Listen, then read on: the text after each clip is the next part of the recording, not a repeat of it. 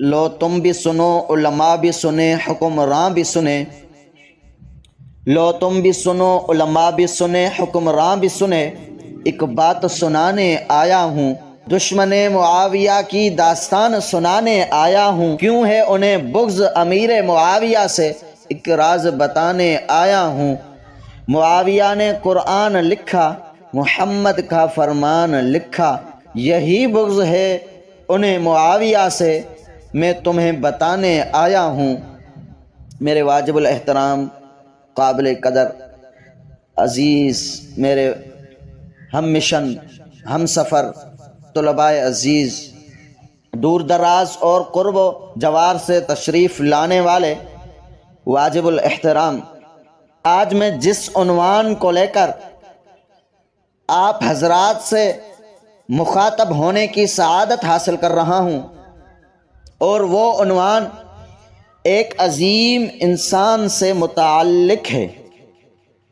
مسلم دنیا اس عظیم انسان کو صحابی رسول، خادم رسول، ملازم رسول، سیکٹری رسول، سردار باپ کے سردار بیٹا، محترم بہن کے مکرم بھائی، کاتب رسول، امیر شام جناب حضرت سیدنا امیر معاویہ رضی اللہ تعالی عنہ کے بارے میں کچھ معروضات پیش کروں گا۔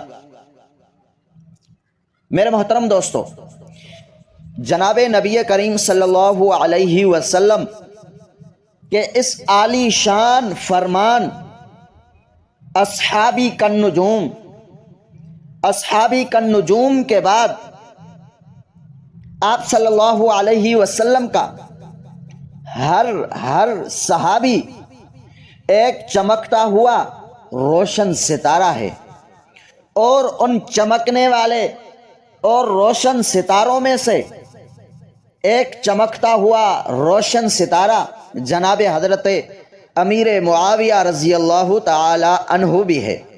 ان کا شمار ان چند مقتدر لوگوں میں ہوتا ہے جنہوں نے اسلام پر، امت مسلمہ پر وہ احسانات کیے ہیں، رہتی دنیا تک انسانیت ان کے احسانات سے سبکدوش نہیں ہو سکتی۔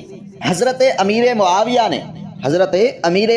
نے جب اظہار اسلام کیا، حضرت امیر معاویہ نے جب اظہار اسلام کیا، اس کے بعد مسلسل نبی کریم صلی اللہ علیہ وسلم کی معیت میں، ان کی صحبت میں میدانوں میں جانا، قائدانہ کردار ادا کرنا، دشمن کے سامنے ہمت کے ساتھ، جرت کے ساتھ، غیرت کے ساتھ، بے خوفی اور بہادری کے ساتھ لڑنا، اور شب روز آپ صلی اللہ علیہ وسلم کی خدمت کے لیے پیش رہنا، یہ ہیں حضرت امیر معاویہ۔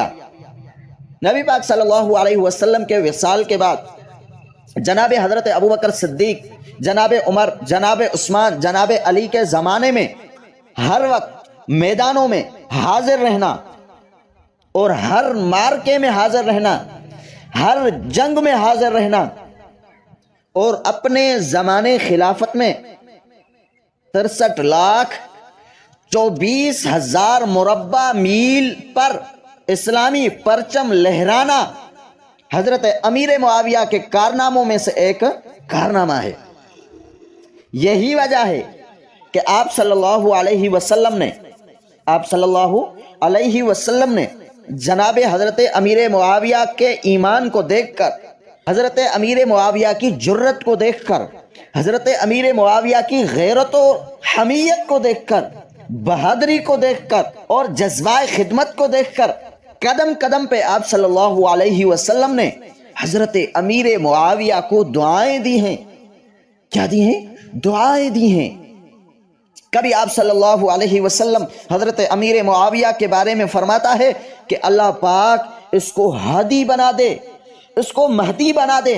کبھی آپ صلی اللہ علیہ وسلم حضرت امیر معاویہ کے بارے میں فرماتا ہے کہ اللہ پاک اس معاویہ کو حساب کا علم دے دے، کتاب کا علم دے دے۔ اور حضرت عمر رضی اللہ تعالی عنہ فرماتے تھے لوگوں اس ہستی حضرت امیر معاویہ کا قدر کرو۔ کیا کرو؟ قدر کرو۔ جب یہ تمہارے درمیان نہیں ہوں گے تم فرقہ واریت میں پڑ جاؤ گے۔ آج ایسا ہی دیکھ رہے ہیں، جن لوگوں کے زندگی میں امیر معاویہ کی محبت نہیں ہے، قسم اٹھا کر کہتا ہوں خدا کی، وہ لوگ آج بھی فرقہ واریت میں پڑے ہوئے ہیں۔ کیوں پڑے ہوئے ہیں؟ حضرت امیر معاویہ سے محبت نہیں ہے ان کی دلوں میں۔ میرے بھائیوں، یہی حضرت امیر معاویہ کی شان جو میں آپ حضرات کے سامنے مختصر طور پر آپ کے سامنے بیان کی ہے۔ حضرت امیر معاویہ صحابی رسول ہے، کاتب وحی ہے۔ جب آپ صلی اللہ علیہ وسلم کے اوپر قرآن نازل ہوتا تھا، وحی ہوتی تھی، تو حضرت امیر معاویہ لکھتے تھے۔